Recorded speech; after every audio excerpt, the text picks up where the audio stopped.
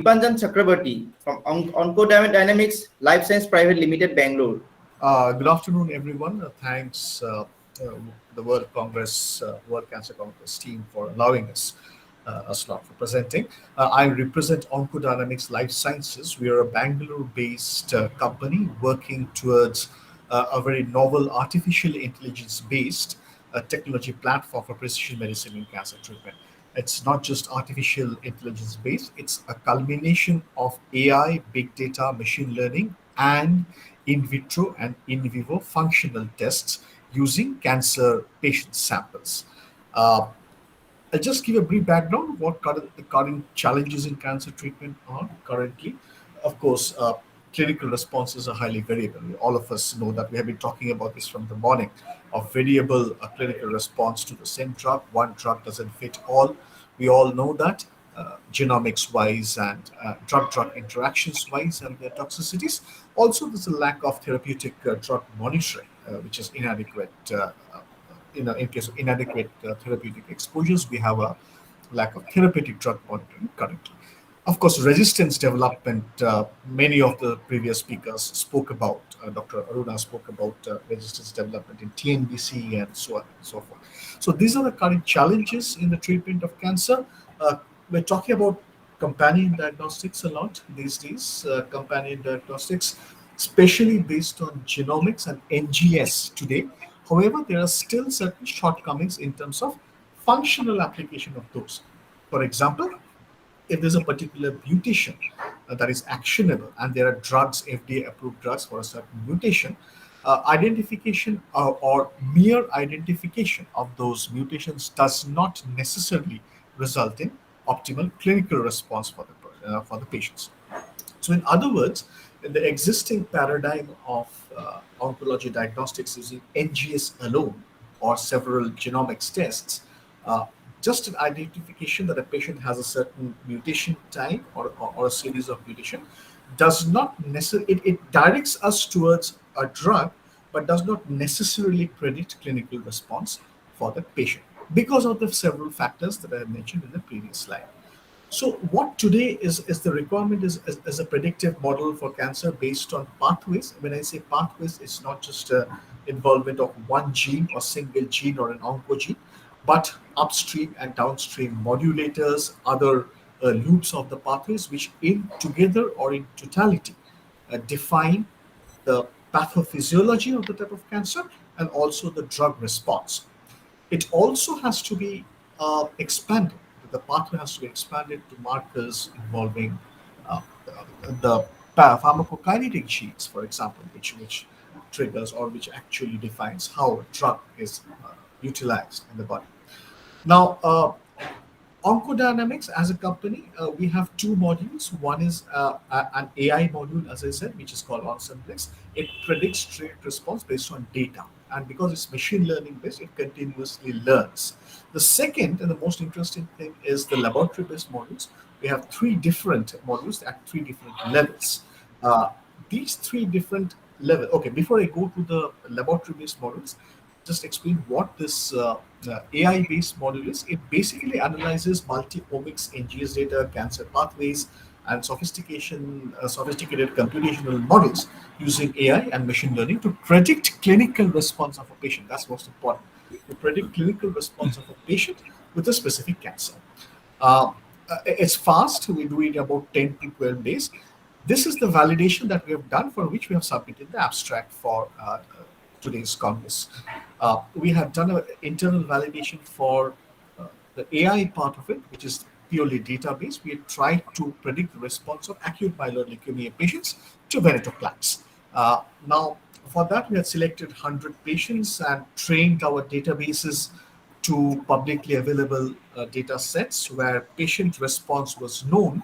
And then for 40 or 45 such patients, we have basically and just hide this. Yeah, we have blinded the actual clinical response and done our AI-based analysis to see whether it's matching.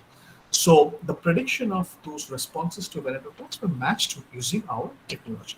So in reality, what we found that our AI-based prediction of clinical response had 90% accuracy. It has a sensitivity and specificity of more than 95%.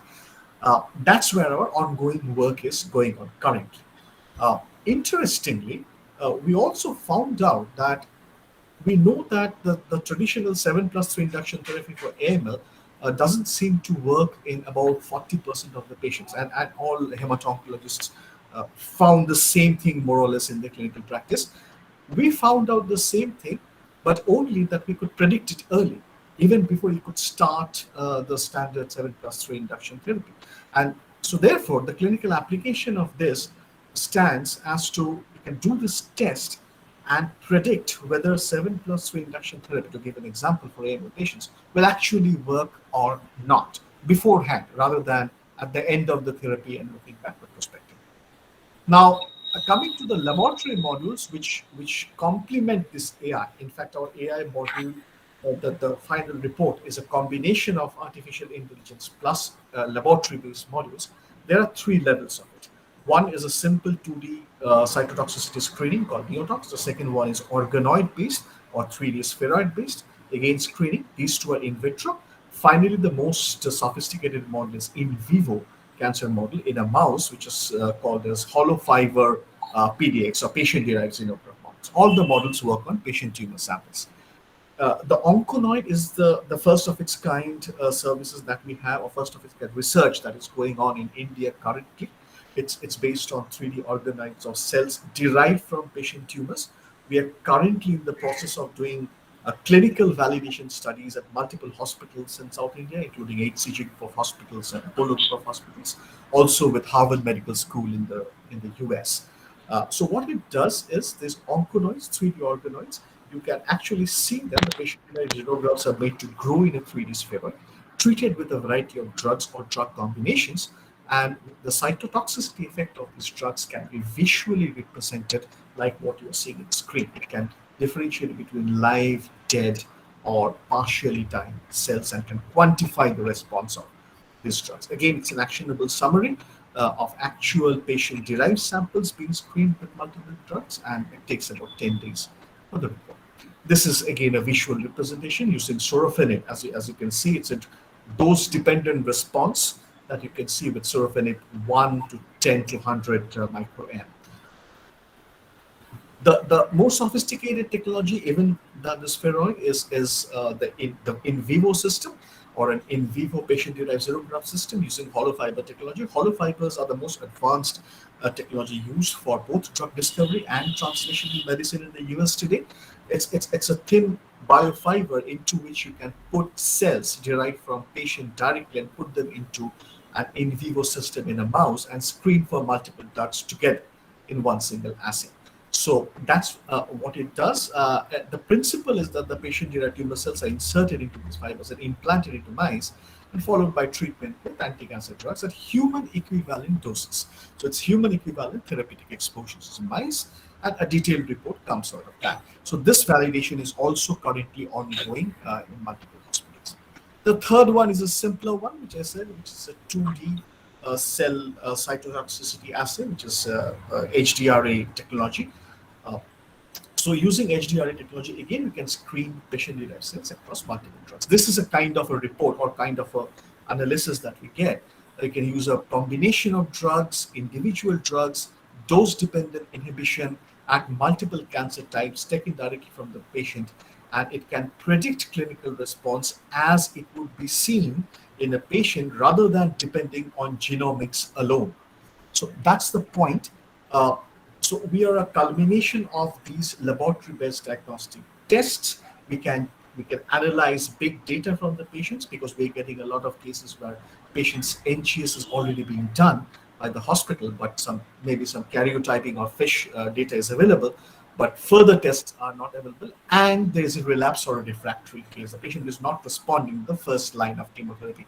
So that's exactly where we come into play and uh, actually predict using the existing data plus doing our own proprietary tests in lab to predict the clinical response. Going forward, going in the future, we will also be having our own NGS facilities in-house to make the system more robust. So apart from the validation data of about more than 90% accuracy and 95% sensitivity for the AI-based, the clinical validation for all these tests are currently undergoing. Probably in the next cancer conference, we would be glad to present not just clinical validation data, but also randomized controlled trials going forward on outcome studies of what happens to the patients when they're treated based on oncodynamics reports. So just to conclude, it's not just an AI-based technology. It's a combination of AI-based and ML-based technology with patented laboratory technologies, which is not just state of the art. It's first time in India. Both the 3D organoids in the visual response that we see, and also in vivo systems in mice using human equivalent doses for a variety of anti-cancer drugs. So that's what we wanted to present in this summit. Thanks a lot. Thank you for your time. If you have any